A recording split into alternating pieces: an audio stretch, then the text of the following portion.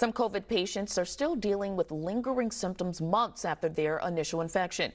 In some cases, the symptoms are so severe, some patients can no longer work or perform day-to-day tasks. BNC's Jamiese Price, she's live in New Orleans, where she spoke with a COVID long hauler and the doctors who were treating them. Jamiese?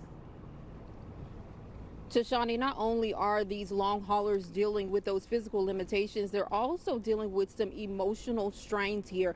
We're talking to COVID long haulers who are also dealing with bouts of depression and anxiety, and it's impacting more people than you think. A recent study published in a British medical journal showed 1 in 3 COVID patients developing long COVID. The report identified 9 core symptoms of long COVID, which range from breathing problems to headaches, stomach and throat pain, along with fatigue.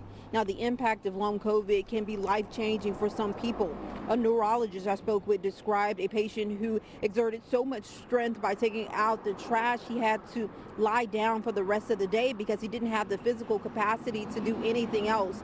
She said some of her patients can no longer work because of their condition, but they're also racking in medical bills and they're having to pay for prescriptions. Now, those COVID long haulers are asking state and federal leaders for financial assistance to deal with the long-term effects of COVID. The Department of Health and Human Services reports long COVID is covered under the American Disabilities Act if it substantially limits one or more major life activities. And when we describe major life activities, that include a wide range of things, such as performing manual tasks, seeing, hearing, eating, walking, standing, sitting, reaching, and bending. So again, a lot of major activities are listed under this American Disabilities Act as it relates to those COVID long haulers. Tashani?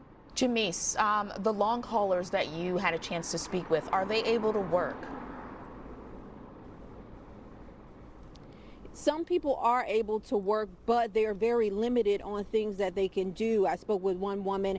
She was putting out a few chairs in front of her business, and she had to take a break as soon as she did that. She said, I can't do some of the things that I once did as far as standing around for a while. She can't do that anymore.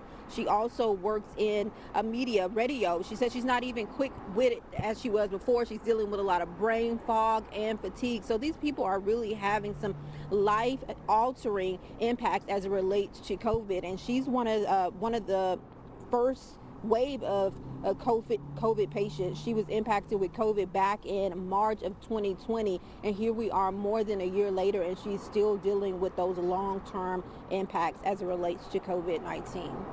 In New Orleans, I'm Jamiese Price for BNC.